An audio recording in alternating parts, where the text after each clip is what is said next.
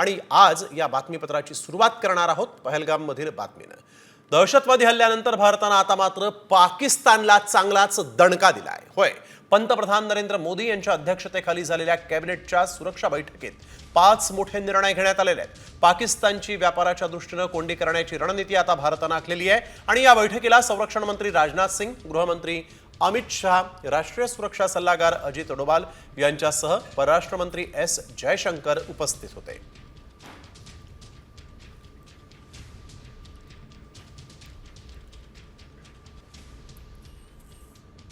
भारतानं पाकिस्तानला यामुळे चांगलाच दंड। Indus Waters Treaty of 1960 will be held in abeyance with immediate effect until Pakistan credibly and irrevocably abjures its support for cross-border terrorism.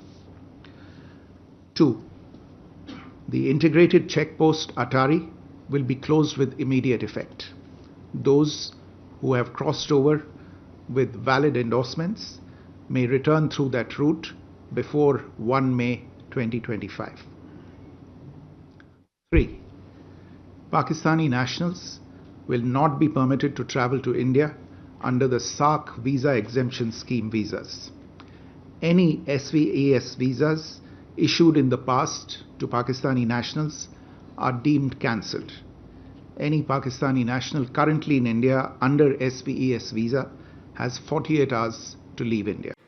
तर नेमका भारत सरकारने काय निर्णय घेतलेला आहे ज्याचा पाकिस्तानला धक्का बसलेला आहे? पाहूयात 5 महत्त्वाचे निर्णय नेमके मोदी सरकारने काय घेतले ते। पाकिस्तानी नागरिकांनी 48 तासात देश सोडावा। 1 मे पर्यंत अटारी बॉर्डर बंद।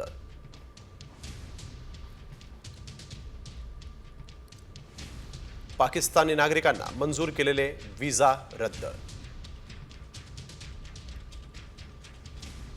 पाकिस्तानातील उच्चायुक्तातील 5 अधिकाऱ्यांना देश सोडण्याचे निर्देश। सिंधू जल कराराला स्थगिती।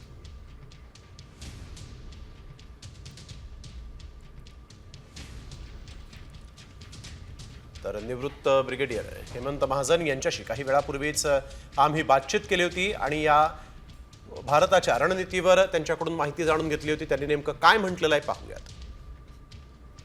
नक्कीच फरक पडेल। नंबर 1 असा आहे की जे इंडस वॉटर ट्रीटी जी कॅन्सल झाली आहे तर त्याच्यामुळे त्यांना पाणी इंडस जी सिंधू नदी आहे त्याचं मिळणार नाही आणि त्याच्यामुळे पाकिस्तानच्या शेतीवरती आणि पर्यायाने अन्न सुरक्षेवरती हा मोठा फरक पडेल। त्यात काही डाऊट नको, कारण इंडस म्हणजे ही जी नदी आहे सिंधू नदी ही पाकिस्तान मधली सर्वात मोठी नदी आहे आणि सर्वात जास्त पाणी या नदीतून येतं आणि पाकिस्तानची पुष्कळ शेती या नदीवरती अवलंबून असते। जशी तुमची एक नदी जर बंद केली समजा कृष्णा किंवा गोदावरी तर त्याच्या आताच्या शेतीचं कसं नुकसान होईल याची तुम्ही कल्पना करू शकता। तर तो एक भाग झाला आणि दुसरं असं सांगण्यात आलं की जे पाकिस्तानचे नागरिक जे भारतामध्ये आलेले आहेत त्यांना बाहेर जायला सांगण्यात आलेलं आहे आणि जास्त इम्पॉर्टंट असं आहे की आपले जे डिफेन्स अटॅची आहेत जे म्हणजे पाकिस्तानमध्ये आहेत, आर्मीचे असतात, नेव्हीचे असतात, एअरफोर्सचे असतात, जे सैनिक अधिकारी असतात परत जायला पाकिस्तानच्या अधिकाऱ्यांना परत जायला सांगण्यात आलेलं आहे। आपले अधिकारी पण परत येत आहेत आणि आपण आपला स्टाफ कमी करतोय। आता 70-80 वरनं 30 वरती येणं याचा अर्थ काय असतो? याचा अर्थ सरळ आहे, काहीतरी एक मोठी घटना घडण्याची शक्यता आहे आणि त्यावेळेला आपल्याला पाकिस्तानचे नागरिक आपल्या भारतामध्ये नको आणि भारताचे नागरिक कुठे पाकिस्तानमध्ये अडकलेले नको म्हणून आपण त्यांना परत यायला सांगतो आहे आणि त्याप्रमाणे आपली जी वकिलात आहे त्याची ताकद कमी करतो आहे।